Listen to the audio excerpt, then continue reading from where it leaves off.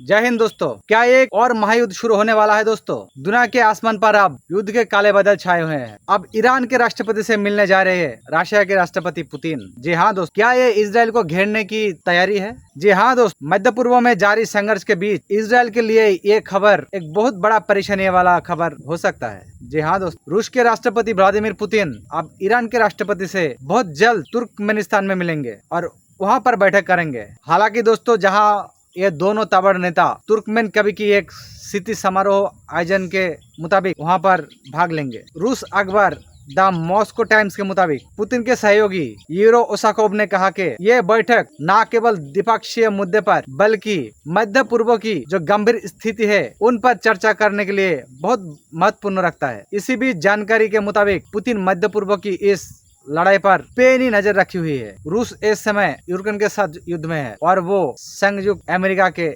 निशाने पर भी है। ऐसे में माना जा रहा है दोस्तों कि पुतिन के इस मुलाकात के बाद ईरान को रूस के तरफ से समर्थन का ऐलान कर सकते हैं। अतीत से रूस और ईरान के बीच घनिष्ठ संबंध रहा और पश्चिमी देशों ने बार बार ईरान पर रूस को ड्रोन और मिसाइल की सप्लाई करने का आरोप भी लगाया है। इसीलिए ये बैठक मध्य पूर्व में सुरक्षा स्थिति को और जटिल कर सकती है और इजराइल के लिए ये एक बहुत बड़ी चुनौती के रूप में देखा जा रहा है। जी हाँ दोस्तों, सिर्फ यही नहीं दोस्तों, इजराइल के हमले के बाद अब चीन भी ईरान के साथ खड़ा हुआ है। जी हाँ दोस्तों, बीजिंग ने मदद के आश्वासन के साथ कहा हम ईरान के साथ है। हाल ही में इजराइल ने पेजर और वॉकी टॉकी जो विस्फोट कर हिजबुल्लाह के ठिकाने पर हमला किया। इतना ही नहीं, इजराइल ने अब अमेरिका की मदद से लेबनान में भी सीधा युद्ध शुरू करने की कोशिश कर रहा है। मिली जानकारी के मुताबिक इजराइल ने लेबनान में करीब 1500 हमला किया है। वही इस हमले में अब तक कई लोगों की जान भी जा चुकी है, जिसके बाद अब ये दो देशों में तनाव चरम पर है। इसी बीच जब अमेरिका ने मध्य पूर्व में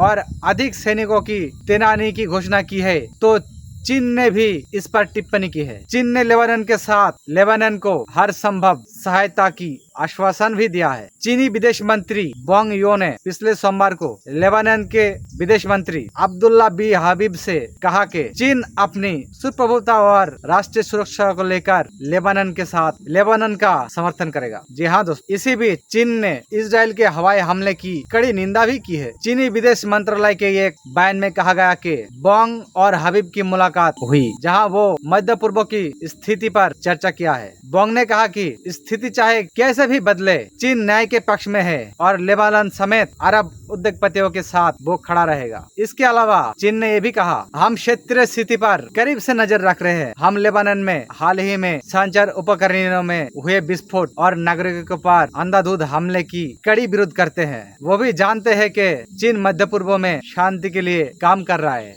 और अरब देशों और अंतर्राष्ट्रीय समुदाय के साथ मिलकर काम करेगा। एक और बयान के मुताबिक चीन ने कहा कि हिंसा से लड़ने से मध्य पूर्व की समस्या का समाधान नहीं होगा, बल्कि स्थिति और खराब हो जाएगी। चीन के विदेश मंत्री ने और भी कहा अंतर्राष्ट्रीय समुदाय को स्पष्ट रूप अपनाना चाहिए और क्षेत्रीय देशों को एकजुट होना चाहिए। इसी बीच वांग ने यह भी कहा चीन स्थायी युद्ध विराम और दो राज्यों के समाधान की प्रभावी प्रत्यावर्तन के पक्ष में हमेशा खड़ा रहेगा।